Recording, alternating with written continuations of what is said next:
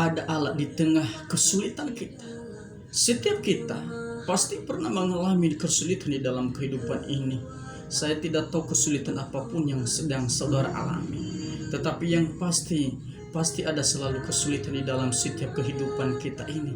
Mungkin saat ini kita sedang diperhadapkan satu persoalan yang seakan-akan kita tidak mampu melewati hal ini, atau kita sedang ada di padang gurun seakan-akan kita melihat tidak ada kehidupan. Kita mau minta tolong kepada siapa, tidak ada orang. Tapi seringkali kita mulai menyerah, sering kita mulai kecewa, seakan-akan sudah lagi tidak ada pertolongan. Atau mungkin kita sedang ada di dalam satu gedung, di mana gedung itu depan belakang kiri kanan tembok yang tidak ada jalan keluar, dan kita mulai menyerah. Kita sadar sebenarnya ada pertolongan kalau kita melihat ke atas, bahwa masih ada pertolongan di dalam Tuhan.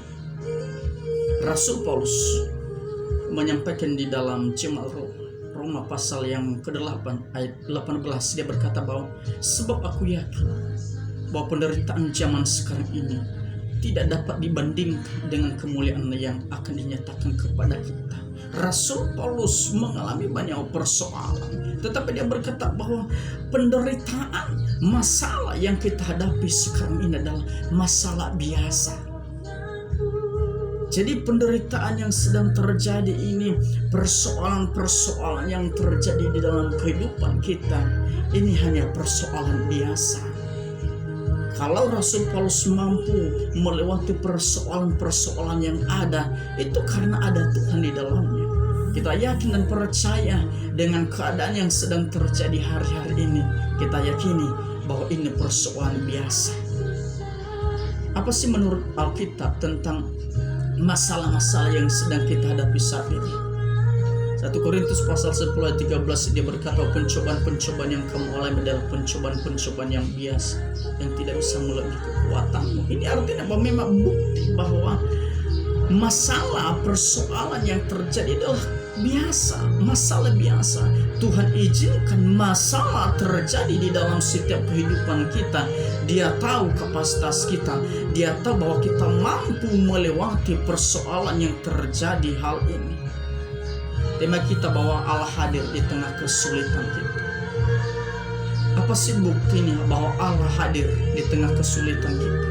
Masih di dalam 1 Korintus pasal 10 ayat 13, bahwa dia berkata bagian C tadi, 1 Korintus pasal 10 ayat 13 bagian C, bahwa di saat kita ada dalam masalah, dia akan memberikan jalan keluar, dia akan memberikan pertolongan, dia akan memberikan jawaban di tengah-tengah masalah kita. Jadi ini buktinya bahwa Allah hadir. Allah tidak membiarkan kita sendirian di tengah-tengah persoalan yang terjadi di dalam setiap hidup kita. Buktinya bahwa dia berkata di tengah-tengah masalah yang terjadi, dia akan memberikan jalan keluar kepada kita. Sehingga apa? Sehingga kita dapat menanggungnya. Saudara, kalau Allah hadir di tengah kesulitan kita, apa sih yang Tuhan mau dalam hidup kita? Yang pertama, jangan sampai kita kehilangan pengharapan. Seringkali ketika kita diperhadapkan satu persoalan, ada begitu banyak orang-orang yang percaya, mereka mulai kecewa, justru mereka mulai kehilangan pengharapan. Dan orang-orang yang kehilangan pengharapan, itu artinya orang-orang yang kehilangan arah, kehilangan tujuan, kehilangan prioritas. Dan orang-orang yang kehilangan pengharapan adalah orang-orang yang kehilangan sukacita. Seringkali di saat kita berada di tengah-tengah situasi yang tidak enak, justru bukan kita mencari pertolongan daripada Allah, tetapi seringkali kita mencari pertolongan di luar Allah, yang tampaknya bisa dapat mampu menolong kita. Tetapi pada akhirnya yang kita terima bukan hal yang kita mau, tetapi kenyataannya kita terima hal atau bencana Kenapa? Karena kita mencari pertolongan di luar Tuhan. Alkitab sudah berkata bahwa orang-orang yang berharap kepada manusia, mereka mengalami satu kekecewaan. Mereka mengalami satu kekecewaan. Bahkan Alkitab berkata dalam Yeremia pasal 17 ayat ke-5 bahwa mereka komunitas terkutuk. Itu sebabnya kalau Allah hadir di tengah kesulitan kita punya pengharapan di dalam Tuhan. Yang kedua, kalau Allah hadir di tengah kesulitan kita, yang Allah rindukan dalam hidup kita supaya kita tetap beriman kepada Tuhan. Di tengah-tengah kesulitan, di tengah-tengah masalah yang terjadi dalam hidup kita rindu supaya kita tetap beriman kepada Tuhan. Kita rindu, tetap kita yakini bahwa Allah hadir di setiap aspek hidup kita. 1 Petrus pasal pertama ayat ke-6 sampai ke-7 berkata bahwa bergembira dalam hal itu, sebab walaupun kita sedang dalam berduka cita. Ya, kalau secara logika tidak mungkin kita bisa bergembira di tengah-tengah kesulitan. Tetapi Alkitab mengajarkan kita bahwa di tengah-tengah duka citamu, di tengah-tengah masalahmu, berbahagialah dengan satu tujuan di dalam ayat itu bahwa untuk membuktikan kemurnian iman kita.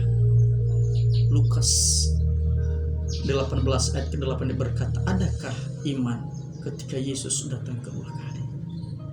Iman kita justru di tengah-tengah persoalan, justru di tengah-tengah kesulitan, Allah mengajarkan kita supaya kita beriman kepada Tuhan. Ada contoh di dalam Alkitab.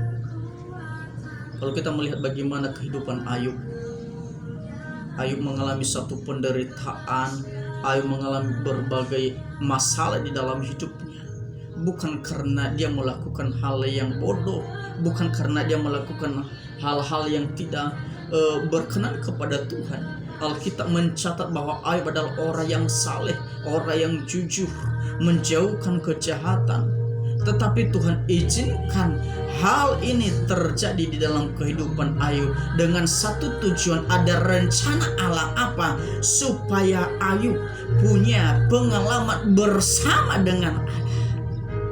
Kalau kita melihat di dalam Ayub pasal 42 ayat kedua, dia berkata, aku tahu bahwa Allah sanggup melakukan segala sesuatu dan tidak ada rencananya yang gagal. Ini artinya ketika Tuhan izinkan masalah terjadi di dalam kehidupan Ayub, Ayub berkata, aku tahu Allah sanggup melakukan segala sesuatu dan tidak ada rencananya yang salah, tidak ada rencananya yang hal-hal yang tidak baik. Tetapi rencana Tuhan adalah rencana yang indah.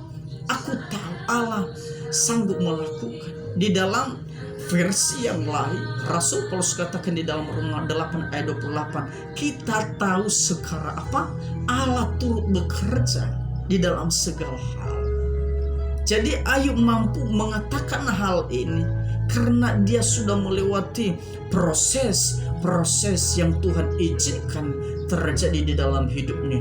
Di balik proses ada rencana Tuhan. Hidup ini memang penuh perjuangan. Hidup ini memang penuh dengan tantangan. Tetapi di balik tantangan itu Tuhan sediakan hal yang tidak pernah kita pikirkan secara manusia. Jadi di tengah-tengah persoalan yang terjadi di dalam kehidupan Ayub, ada respon yang baik ketika dia mengalami masalah. Respon Ayub yang luar biasa. Di dalam ayat 23 ayat 10 dia berkata, karena ia tahu jalan hidupku, seandainya ia menguji aku, apa? Aku akan tumbuh seperti emas.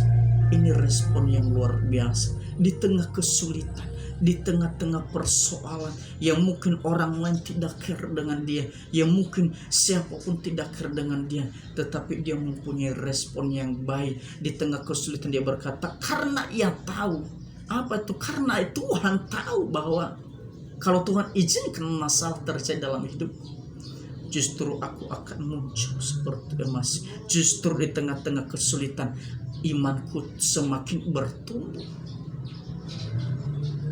Contoh yang kedua, Rasul Paulus Kita tahu Rasul Paulus ada banyak hal-hal yang dialami ketika dia berjumpa dengan Tuhan dan dia menyerahkan hidupnya sepenuhnya untuk melayani Tuhan.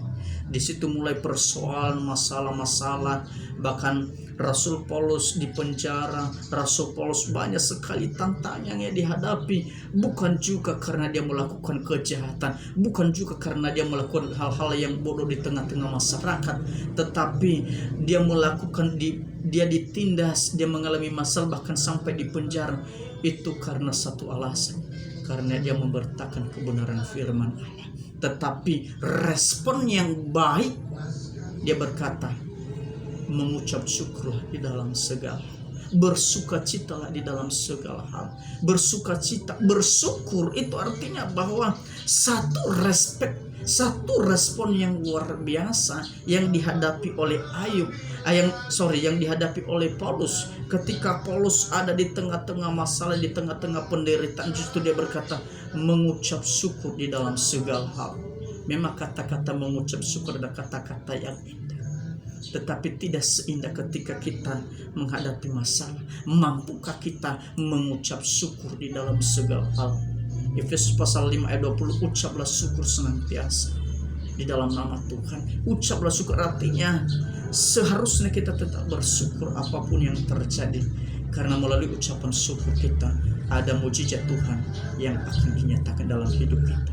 Apapun persoalanmu, apapun masalahmu, apapun persoalan apapun yang kita hadapi hari-hari ini, yakinilah bahwa Allah hadir di tengah-tengah kesulitan kita. Dimanapun kita berada, saya yakin di masa-masa pandemi ini, di tengah-tengah kesulitan ini, di masa-masa yang kelam ini, Allah hadir di dalam keluargamu, Allah hadir di dalam masalahmu, Allah hadir di tengah-tengah pekerjaanmu. Kalau engkau jadikan Allah sebagai prioritas di dalam hidupmu, maka engkau akan menikmati janji Tuhan, maka engkau akan mengalami janji-janji Tuhan di dalam hidup. Yakinlah melalui kebenaran firman Tuhan pada saat ini kita diberikan kekuatan baru bahwa Allah tidak pernah tinggalkan kita. Puji Tuhan, Tuhan berkati. Amin.